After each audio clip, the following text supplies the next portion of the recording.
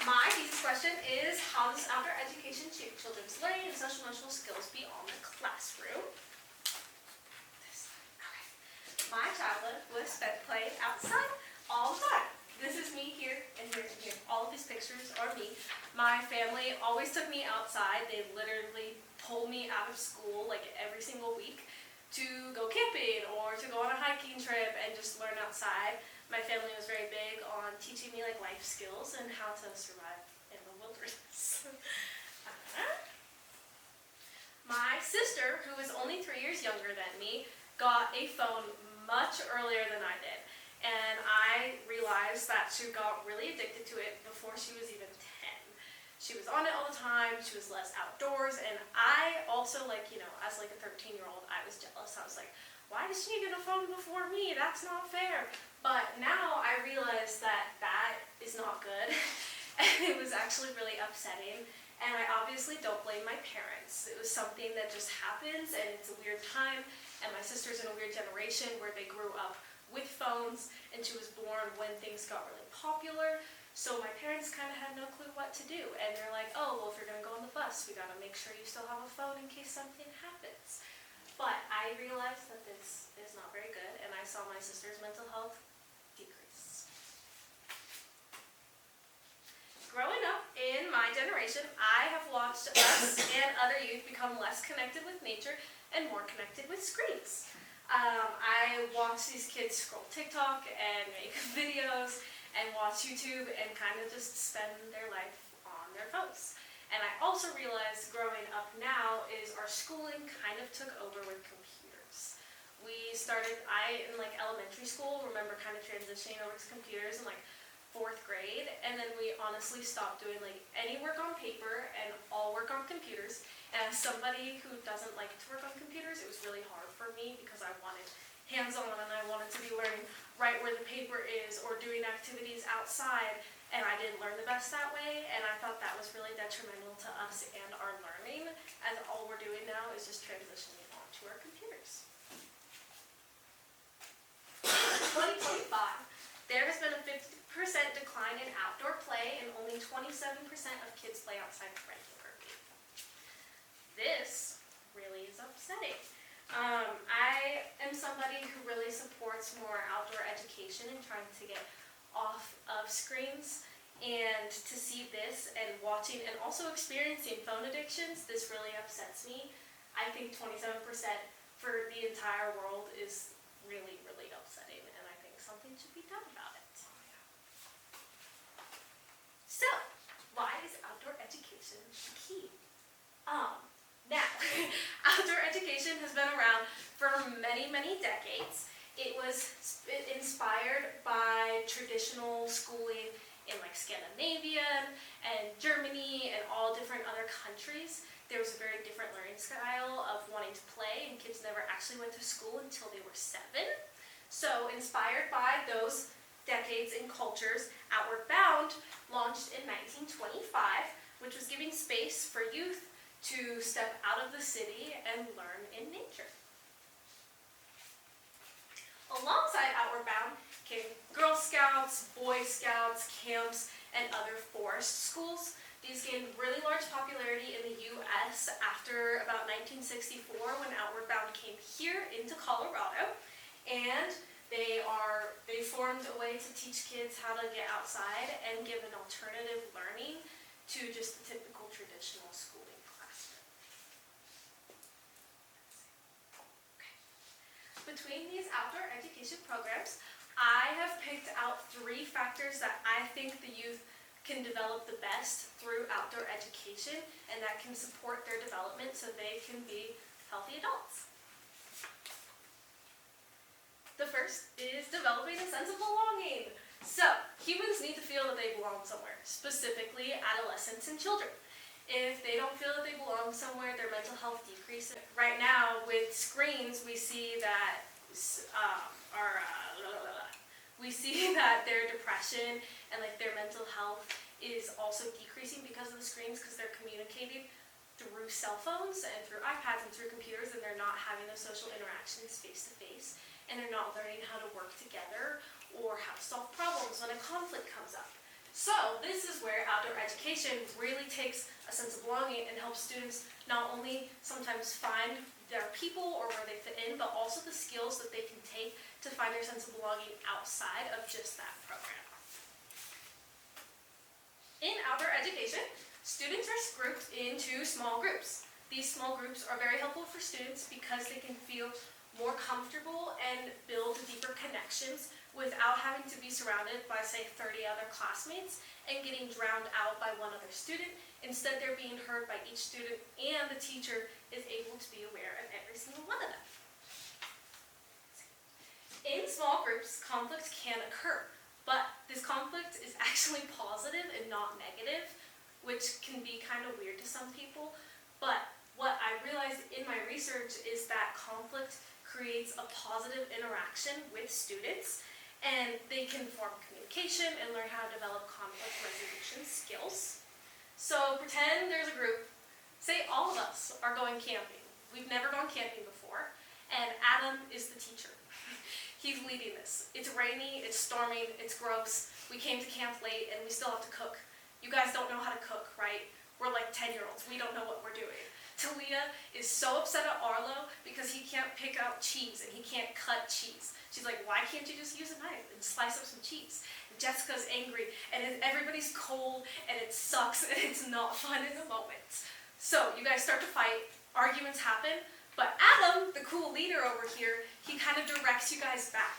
You guys start to learn, hey, let's hear from each other. We can gather in a circle and be like, what are our problems? How can we figure this out? And that's helping you create communication and then feel that each of you belong in that group. After that conflict, you can feel more comfortable and be like, I hear you. Like Talia might be like, I hear you, Arlo. Your mom didn't teach you how to cut cheese. Like, let me help you with that. And Jessica will be like, here, let me help you. Like, let's all fit together and like take care of each other's needs. And that's what can help us form more connections with each other and feel happy. Okay, let's see. The second is confidence. Confidence is something all of us need. As you can tell, I'm a little nervous, but we need confidence to be up for talking, or to teach, or to do a presentation, or to go to a new school, or to even tell like a friend no, or that you're upset at something. But how can we feel confident in ourselves, and how can outdoor education help spike that confidence in us? In the outdoors, students are encouraged and pushed out of their comfort zone. By doing hands-on activities that might be uncomfortable, students learn to succeed and feel comfortable engaging in challenging activities. We typically don't feel confident in ourselves until we find that confidence, which is kind of a weird way to say it, but if you're, for example, like really stressed out and you're scared of climbing, and this group of people really come and they help you and they support you, you learn to succeed without any expectations. There's no judging. No students are like, oh, you did something terrible. Like, there is no judging out there, and you learn to build your confidence. You push into a growth zone, which a lot of us don't get pushed into, and when our brain is pushed into a growth zone, our confidence actually spikes, and that creates something inside of us where it's like, oh, I know that I can do this, so now if I go out and say I do another presentation, you'd be like, I can do this because I pushed myself once, and I know I can push myself again.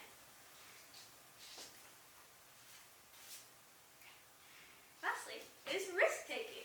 So, risk-taking obviously really helps to overcome fear, conquer challenges, and learning to be safe. In our Western society today, risk-taking is viewed badly. A lot of parents are like, hey, we don't want our kid doing this. They've taken away playgrounds in some areas because it's unsafe for kids. I don't think that's good. It can cause, specifically in very little kids, that their development in motor skills can decrease, and then that's going to cause problems later in the future. But what outdoor education does is they actually teach students how to take that risk-taking and put it into like a good, healthy way. It's not like, oh guys, let's go jump off a cliff all together and be risk-takers. It's going to teach how to mitigate that risk-taking so you can do risk-taking safely. Like, we're always going to be surrounded by risk. We drive cars. That's risky, but we learn how to be safe while driving a car and more aware of each other.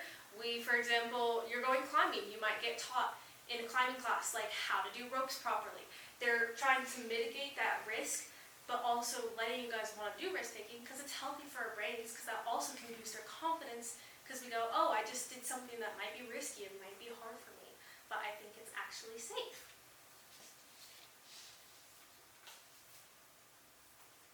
Okay.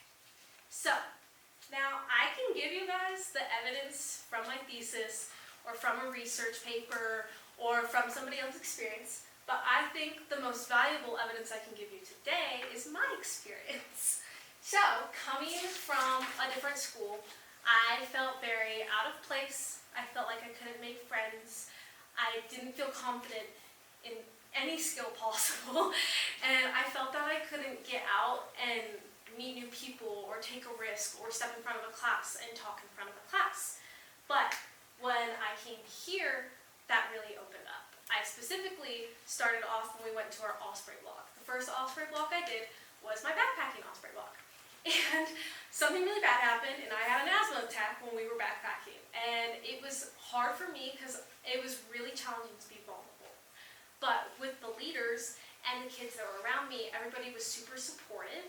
And they even walked me out, and Libby picked me up, and they were super helpful, and I was kind of like, whoa, these people are here for me, and it's okay for me to be vulnerable because that can happen. And then after that, we did more camping trips, we did more Osprey blocks, and I felt that I could just keep going more and more into gaining more confidence, gaining more risk-taking, and gaining more value in my education.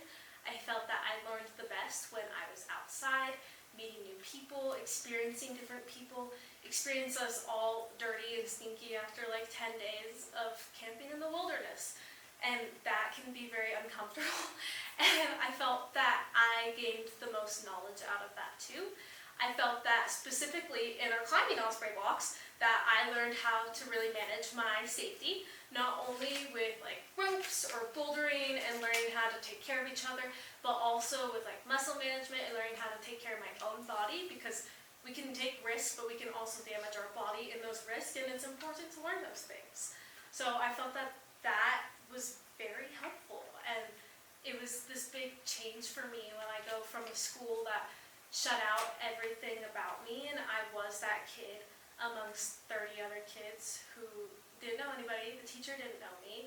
I didn't know what I was doing in the class. I just filled out the paper and turned it in and got a grade. But here, when I go out, I learn my education outside, and it feels valuable. And I feel like I can take away bigger things, and I can learn. And it's not only just me learning how to climb or me learning about the environment or how to monitor pike or restore a wetland, but instead also taking other life skills that I don't think this traditional schooling typically teaches. It feels like I'm able to be more open to people that I don't know because of the experiences I've had outside with strangers. The first day, I'm having an asthma attack and I don't know any of these kids, but they're all coming together and they're helping me and they're being supportive. So, now, I'm not saying that everybody or the whole world should switch to outdoor education. I don't think that should be the way the schooling is, because each student needs a different way of learning, and some kids can benefit the most from a typical traditional schooling and sitting in a classroom and taking tests. But with the current state that our youth is in and the way that our world is shifting to right now, I think that educators and students should be at least pushing and advocating towards incorporating different skills from outdoor education into the schooling system, even just learning outside in a classroom. Just taking a group of kids outside and teaching a lesson outside could make a huge difference from even inside, and I think that's the key to getting rid of screen addictions and for students to not only benefit from memorizing, but benefit from also developing different ways of learning and being creative and learning how to communicate with each other and stand up for each other and be comfortable in uncomfortable situations. There you go. Thank you, guys.